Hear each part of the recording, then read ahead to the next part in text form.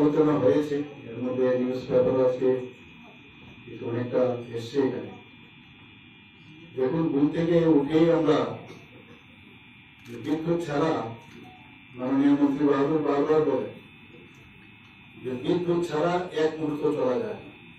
আপনারা দেখেছেন ওনার যে ইউটিউবে মাঝে মাঝে দেখা যায় অনেক সময় সাংবাদিক যে বলেন এই কথা, সত্যি তাই। এখন আমাদের এই অবস্থার কারণে অনেক সময় ত্রিপুরায় একমাত্র জায়গা যেখানে লোডশেডিং হয় না। কালকে আমাকে আধিকারিকরা বলেছেন ত্রিপুরাতে কিন্তু লোডশেডিং হয় না, মাঝে মাঝে কি হয়, ডিসরাপশন হয়। এবং সেই কারণগুলো কালকে আমরা বিস্তারিত আলোচনা করেছি কি কারণে হচ্ছে। একটা এসএলডিসি সম্পর্কে আমরা জানলাম যে এখানে মেন হচ্ছে যে উৎপাদন এবং তার যে পরিবহন এবং ডিস্ট্রিবিউশন সব মিলে ওনারা কিন্তু মনিটরিং করে। অর্থাৎ এখানে আমাদের ত্রিপুরাতে যা উৎপাদন হয় তাকে মনিটর করা এবং প্রয়োজনে সেটাকে কিভাবে ডিস্ট্রিবিউশন করতে হবে, কোথায় ডিমান্ড আছে সেই ডিমান্ড অনুসারে তারা এই কাজগুলো করে। তো বাইরেও যদি দিতে হয় সেখানে ইন্টারস্টেট দিচ্ছে, আমাদের বাংলাদেশেও দিচ্ছে, যেটা বললেন আমাদের মাননীয় মন্ত্রী বাহাদুর যে একমাত্র নর্থ ইস্টার্ন রিজনে ত্রিপুরা একমাত্র রাজ্য যেখানে ইন্টারন্যাশনালি অর্থাৎ বাংলাদেশকে আমরা বিদ্যুৎ সাপ্লাই করি। কিন্তু কথা হচ্ছে যে এখানে তাহলে মাঝখানে যে বিদ্যুতের যে চপলতা আমরা দেখি যেটাকে বলে কেন হয়, কারণ সেই যে তারগুলো আছে সেই তারগুলো অনেক পুরনো হয়ে গেছে। তার জন্য অনেক স্কিম আমাদের কাছে এসছে, গভর্নমেন্ট অফ ইন্ডিয়া সেই স্কিমের মাধ্যমে সেইগুলো আমরা চেঞ্জ করবো সেই তারগুলো।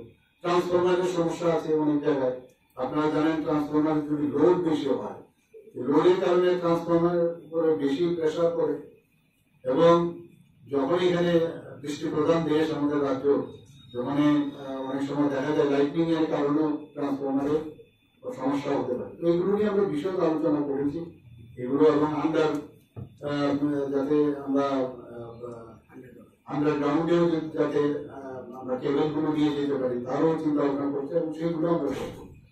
এবং প্রথমে আগরতলায় হবে, ধীরে ধীরে করে অন্য জায়গায়, প্রথম শহরে হবে এবং অন্য জায়গায় করবে। তো সেইগুলো আমরা দেখছি। তবে আজকে এখানে এসএনডিসির বিষয়ে আমরা বিস্তারিত এখানে শুনলাম।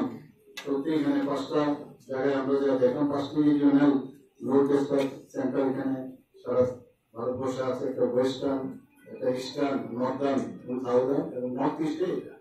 নর্থ ইস্টের মধ্যে ত্রিপুরাতে স্টেটের আবার এসএনডিসি হয়, যেটা আমরা জানলাম। তো এটা সত্যি এটা খুবই দরকার এবং আমি এখানে এসে অনেক কিছু আমি জানতে পারলাম। তো একটা মডার্নাইজেশনের যুগে আমাদের সবকিছু আমাদের করতে হবে। এখানে আমরা দেখলাম যে ISO সার্টিফিকেটও ওনারা পেয়েছেন। তাছাড়া সাইবার যে ক্রাইম, মানে সাইবার ইয়ের জন্য সেই অনেক সময় যে পুরো যে সেক্টরটা এগুলো সব বন্ধ হয়ে গেছে। তো সাইবার সিকিউরিটির জন্য ওনারা কিন্তু সেটা প্রাইজ পেয়েছেন, আপনারা সবাই জানেন। তো সব দিক দিয়ে আমার মনে হয় যে এসএলডিসি ভালোভাবে কাজ করছেন। আমি একটা কথাই বলবো যে এসএলডিসি কর্তৃপক্ষ যারা এখানে আছেন এই বিষয়গুলো কিন্তু অনেকে সাধারণ মানুষ কিন্তু অনেকে জানে না, আমরাও জানি না। এই বিষয়গুলো টাইম টু টাইম আপনাদের মাধ্যমে এখানে যারা প্রেসের যারা আছেন এখানে মিডিয়া বন্ধুরা তাদের মাধ্যমে সাধারণ মানুষকে জানানো দরকার। এখানে এত সুন্দরভাবে বলা হয়েছে, আগে থেকে মানে সকাল থেকে আরম্ভ হয়, রাত্রিবেলা বলে যে আপনার কত লোড লাগবে সেই অনুযায়ী সেই লোড আগে থেকেই ডিস্ট্রিবিউশন কোথায় কোথায় দেবে।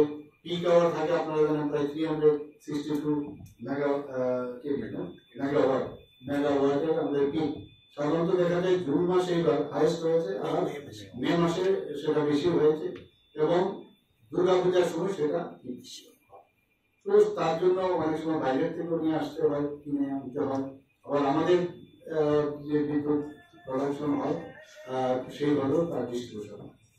এখানে একটা জিনিস দেখুন, ত্রিপুরাতে আমাদের কাছে কিন্তু অন্যান্য স্টেটে সারা নর্থ ইস্টের মধ্যে বিশেষ করে আমাদের একমাত্র স্টেট যেখানে মানে গ্যাস ভিত্তিক আমাদের ইলেকট্রিসিটি আমাদের পাওয়ার ব্যবহার। কিন্তু আপনারা জানেন যে বাংলাদেশও এখন আস্তে আস্তে কিন্তু নিচের দিকে গ্যাস কিন্তু অনেক কমে গেছে, কমে যাচ্ছে, অনেক প্রেশার কিন্তু কমে যাচ্ছে, ত্রিপুরাতেও কমে যাচ্ছে। যে কারণে এখন আমরা রিনিউয়েবল যে মানে সোলার যে পাওয়ার তার দিকে আমরা যাচ্ছি, তার ব্যবস্থা আমরা করছি। কারণ গ্যাসের উপর ভিত্তি করে আমরা সেটা সারা জীবন আমরা করতে পারবো না। এবং আপনারা জানেন যে গ্যাসের দাম কিন্তু এখানে ইন্টারন্যাশনালি আপনারা জানেন যে ইউক্রেন এবং রাশিয়ার সাথে যে যুদ্ধ হচ্ছে সেই কারণে ইন্টারন্যাশনালি এখন গ্যাসের দাম বেড়ে যাচ্ছে। ত্রিপুরাতে আমরা গ্যাস প্রোডাকশন করছি, কিন্তু তারপরেও ইন্টারন্যাশনালি যেহেতু দাম বাড়ছে, আমাদের কিন্তু সেই কারণেই আমাদের এই যে বিদ্যুৎ সাপ্লাই করতে গিয়ে আমাদেরও দাম বাড়ছে, এই কারণ গ্যাসের জন্য আমাদের পয়সা দিতে হয়।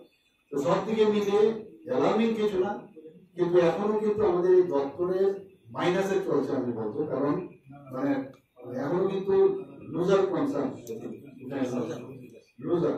আমি যে কারণে গতকালই করেছি, অনেক জায়গার মধ্যে দেখা যায় যে ওনারা হুক করে মানে কারেন্ট নিয়ে যাচ্ছে, ইলেকট্রিসিটি নিয়ে যাচ্ছে। আমি বলছি ওনার থেকে ধরবার জন্য, কারণ যদি পয়সা না থাকে তাহলে কি করে চলবে। তো সেই বিষয়টা আমরা কালকে আমি বলেছি।